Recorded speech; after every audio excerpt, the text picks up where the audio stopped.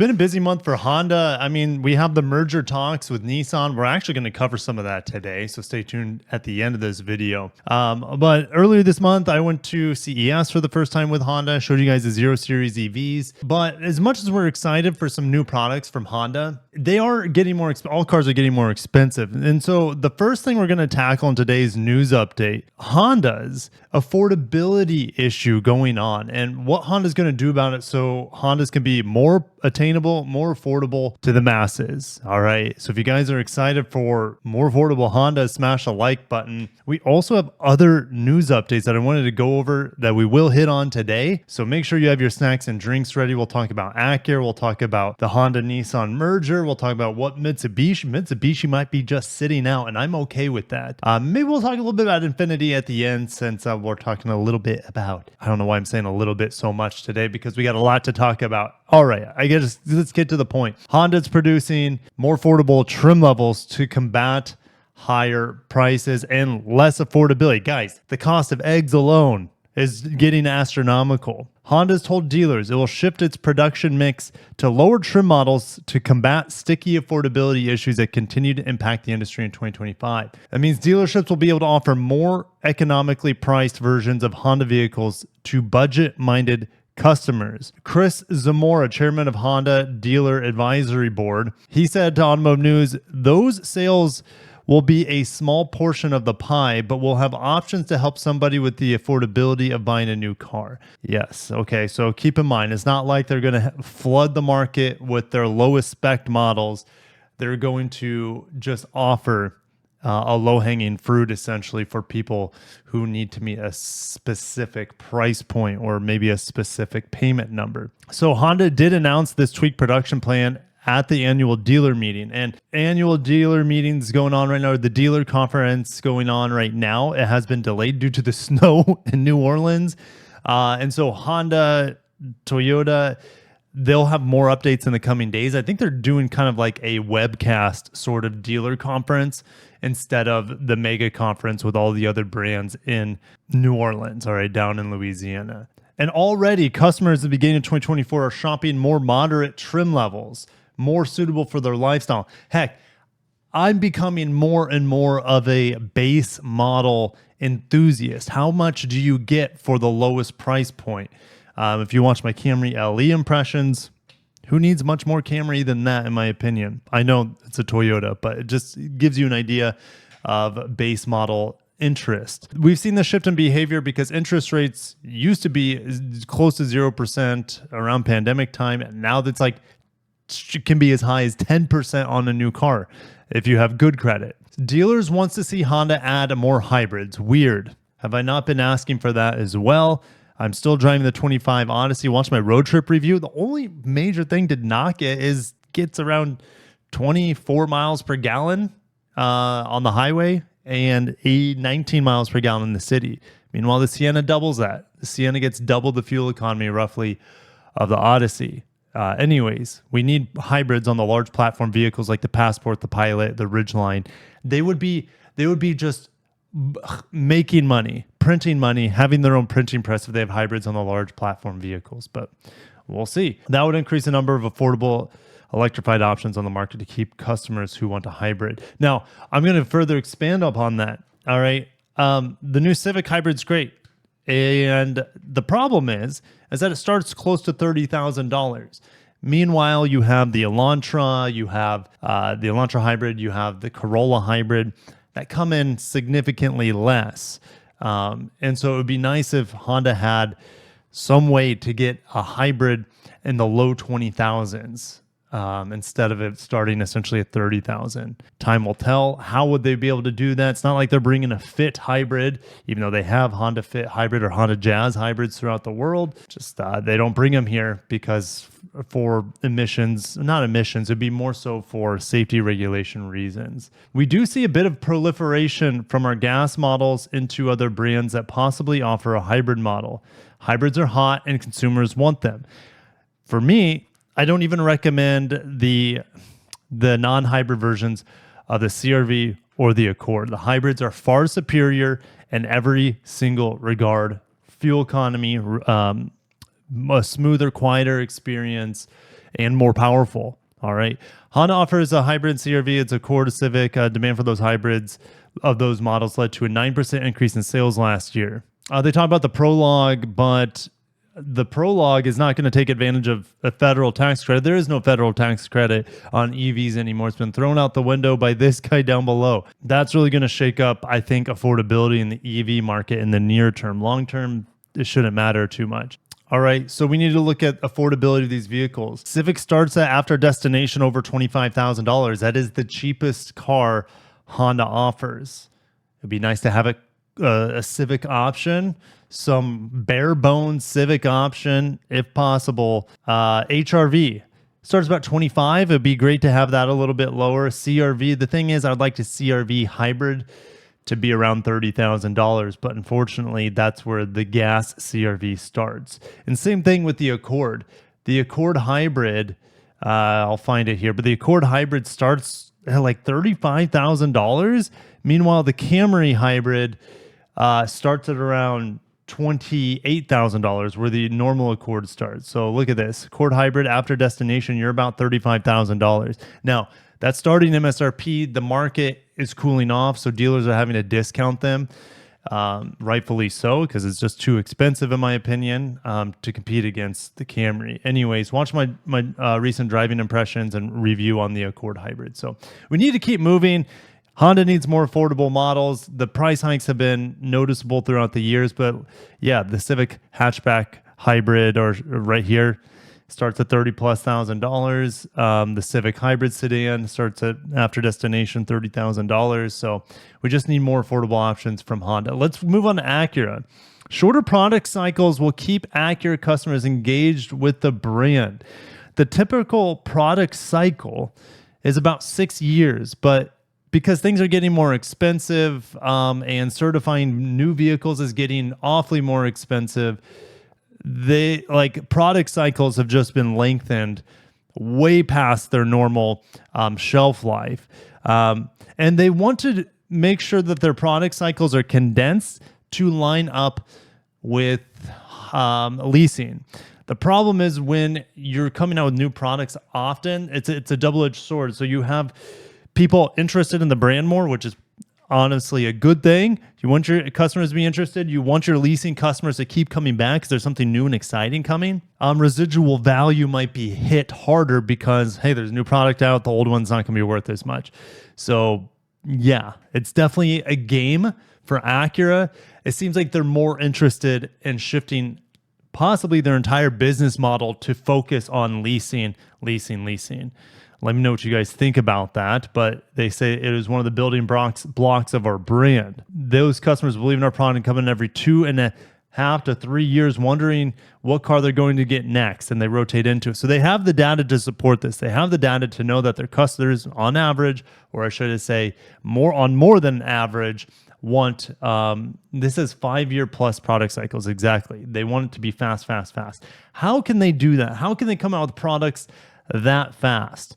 Well, there's a couple ways. If they just refresh things, the Koreans refresh a lot and do it quickly, then yeah, that would keep product interest or consumer interest high in the products. When you're switching to EVs, it makes sense as well. And Acura wants to switch to EVs. We'll see what the demand is in the near term for EVs. I think long term, it's going to be different. But in the near term, gas is going to be getting cheaper with the new administration, and hybrids are hot as heck.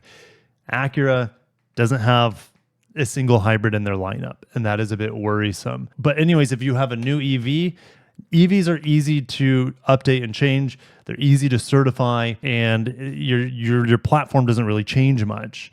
You don't need to certify an all-new powertrain, and they're inherently somewhat safe in terms of crash regulation. So it would be easier to update EVs at a faster cycle. It's surprising Tesla doesn't do it, but they're so cheap. But Acura could do that and kind of be a trendsetter in that regard, having fresh product cycle all the time. But it's harder to do on gas models. It's harder to do on hybrids because of all the emissions regulations and certifications these car companies have to go through when they make changes. I love new product. It makes my job, it gives me job security. Acura come out with new product all the time. I'm happy about that.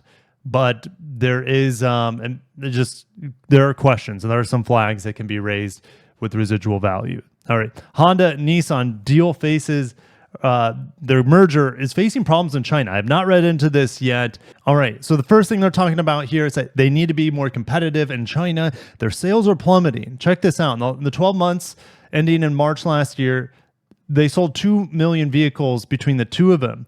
That's second only to the U.S. operations. You might be saying, "Oh, that's good." No, it's not good because it's a third less than they managed 5 years earlier.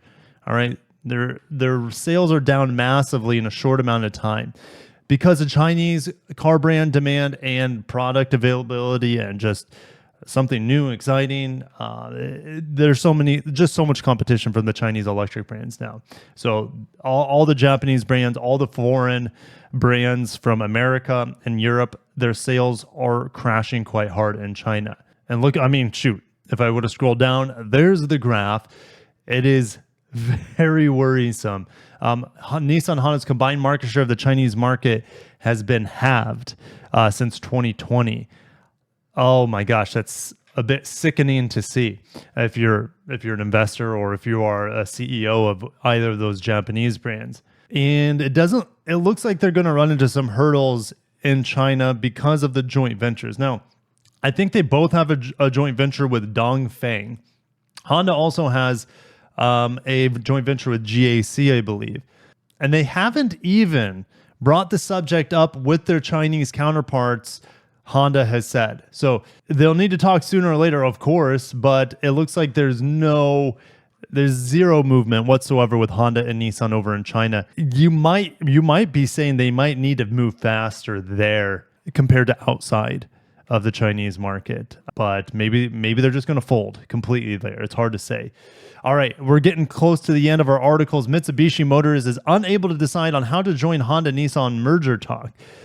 This is very strange. I thought Mitsubishi was just going to be lumped in there and just kind of walked along like a smaller dog because Mitsubishi is a much smaller company than Nissan and Honda, or should I say their motors are smaller. Mitsubishi conglomerate is enormous, one of the largest companies in the world, but their motors is much smaller than Nissan and Honda's in the current era, I should say. And Mitsubishi said it would decide by the end of January whether to join the holding company framework, depending on the progress of talks between Honda and Nissan. Now, if you missed my video last week talking about Mitsubishi is kind of fine. I know that sounds crazy because they're essentially a one model brand here in the United States with the Outlander. But if you watch my video, there's a completely new lineup coming for Mitsubishi in the next 5 years. They don't need Nissan for that, and they don't need Honda for that. So Mitsubishi might be better off just sitting this one out. And a new report from Automotive News is saying Mitsubishi to sit out merger and stay independent car maker from a different source here. And they will work closely with them still. Maybe they could share some parts, but there's not going to be any co-development, I would say. There's going to be independent development here, and then Honda and Nissan are going to be one entity. So Mitsubishi, it's kind of ballsy of them. I'm kind of surprised because they're a smaller automaker, but I think they just have such a clear idea of their future. They obviously have better management than Nissan. Nissan's future, it's too far out. It's less clear. They don't know what they're doing with EVs. Mitsubishi they got to figure it out. I would say much more so than Nissan. Honda is very, obviously, they're worth about 4 times more than Nissan. They know what they're doing as well. In comparison, they have much better leadership. I'm okay with that. And if Mitsubishi just joined in here, I feel like maybe they would feel like they would just completely dissolve into nothingness. So Mitsubishi, I sure hope they stay independent. And the more I'm reading into this, the more I like it because I like these companies having their own identity. I want the Delicate to come out. I want a new Pajero Montero to come out.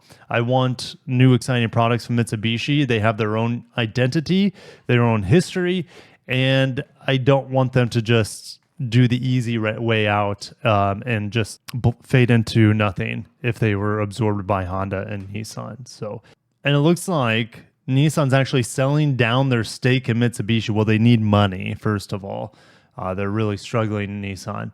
In November, Mitsubishi bought back a chunk of Nissan's holding that amounted to about 10% Mitsubishi's outstanding shares at the time. If Mitsubishi stays independent, the new Honda Nissan holding company could still end up having a stake in Mitsubishi, albeit a diluted one from the size of Nissan's existing holding. Meanwhile, Nissan and Renault are rebalancing their cross holdings. I mean, the last thing I heard about Nissan and Renault is that Honda's like, hey, Renault, just let us buy your stake in Nissan. They don't want anything to do with you anymore. They would rather work with a Japanese company instead of a French company. They're saying between Honda and Nissan, they could sell 7.2 million vehicles. If Mitsubishi were to be added in there, roughly about a million more, so 7 to 8 million units. If you look at Toyota, they sold a record 11.09 million vehicles in the last fiscal year. Yeah, what's interesting is that Nissan is using the plug-in hybrid powertrain from Mitsubishi and the Rogue. They're just like copying and pasting it. Now, it's not that hard because currently the Rogue and the Outlander are on the same platform. They're also built, some of them anyway. Some of them share assembly line in Japan together. All Mitsubishis that we get besides the Mirage, I'm pretty sure are built in Japan. Let's finish with Infiniti. Do we have anything to get excited for? Well, dealers want a crossover EV and a plug-in hybrid. The thing is that a crossover EV won't be coming out until maybe 2028, unless they rebadge something out of the Honda EV hub in Ohio, which I'm going to in just a few days. I'm heading back on an airplane. Going to give you guys a new tour of Honda's EV hub in Marysville, Ohio. I'm very excited for it, but Honda could be contracted by Infiniti or Nissan potentially to have a short-term EV, just like how Honda contracted General Motors for the ZDX and the Prologue. So that's a possibility, a short-term EV. I think that would be good for Infiniti and Nissan, but it's just a stopgap. It's just a Band-Aid for the issue. The chairman of the Infiniti National Dealer Advisory Board, Will Bonilla, he's out of Houston. He said there's strong demand for the plug-in hybrid, at least in his market. And he feels that upscale brands should have multiple powertrains available for each model. Yeah, he sees the success of Lexus. He sees the success of the Germans having multiple powertrain options. In his market, Bonilla, I really find a strong appeal toward the plug-in hybrid, something that a consumer can drive for 30, 40 miles on a battery. Then at some point, gasoline engine kicks in unless you recharge. Yes, all right. And I'm looking at this guy, he looks about my age, and he is. So they have youth leading the advisory board in America for Infiniti. The problem is they can't really force Infiniti's hand, all right? Infiniti's hand is stayed by Nissan, and Nissan can't. They're just, by the way, Nissan Armada, I'm driving it right now. It's incredible, the new Armada. I love it. I am enamored with it. It drives so good. I love the old Armada. This one, yes, the V8 is gone, but they've put some secret sauce into this powertrain. It's very smooth, very enjoyable, super torque in it. The thing rides like a dream, and it's more spacious than the old Armada. It's just better designed on the interior. So I'm very, very, very happy with the new Armada. Wait for my review. Hopefully I can get a family review out of it. And Infiniti has a new QX80, which I'm seeing those on the road. Saw one this morning. So the problem is they just have one powertrain for all of their models. Just one powertrain. Some of them is rear wheel drive or 4x4, like in the case of the Armada and the QX80. But the rest of them are, one powertrain, front wheel drive or all wheel drive. Anyways, this guy drives 17 miles to work, 17 miles home. He would like to have an Infiniti plug-in hybrid, and he would rarely go to the gas station. You remove the range anxiety as well, and love to see it in the market as soon as possible. Well, the Nissan Rogue is getting that, like I said, from Mitsubishi in the very near term. It's happening this year. When the brand decides to release its first full EV, the dealers would like to see a crossover debut for, Infiniti doesn't even have a sedan. Keep that in mind. The interesting thing, it seems like Infiniti, we only have design for one Infiniti EV, and that was a sedan. And the dealer's like, hey, all of our sedans are dead because the demand isn't there for them. Why are you showing us an EV sedan when we need a crossover, more competitive crossovers? That's where the money is right now. So we really push from the dealer advisory board to have have the SUV come out first versus sedan, just because it's SUVs tend to appeal to a larger market. At the same time, I really like to see the introduction of a plug-in hybrid. If there's any way to make it happen, that'd be awesome. And they know that, and we benefit from it. But from a standpoint of design, technology, and performance, I think they're on the right track with EVs and beyond. Infiniti hasn't issued any guidelines yet for dealers to sell EVs, but Benil said the company understands it will have to be flexible. Yeah, they don't have a timeline when these EVs are coming. Like I said, it used to be 26, then it was delayed. It's probably 2028 at this point. No plug-in hybrid in sight. Maybe 27, 28. That's a maybe. It's just sad. I feel bad for this guy. He's not going to get anything that he wants. There's no plug-in hybrids coming that I know of. The only reason Nissan is getting it is because they're just renting it from Mitsubishi. Their own plug-in hybrids for Nissan might not come until 2028. So it's worrisome, and that's why they're in the situation that they're in, Nissan and Infiniti, because of lack of diverse powertrain options, mainly, I would say. So Honda will produce some more affordable trim levels. I can't wait to see your comments down below. I'm very interested. This is one of the more questionable things on this list today, is a 4-year product cycle for Acura. It's hard for me to believe that, but if they can pull it off, it'll give me a lot of content to cover, that's for sure. And Nissan, Honda, and Mitsubishi merger. Mitsubishi's just saying, hey, we're going to let you guys do you. We know what we're doing. We have a pretty clear roadmap and very good products coming out based off our own technology in the near future, in theory. So I can't wait. Can't wait to see where this all goes. Thank you guys for watching, and I'll catch you in the next one. Peace out.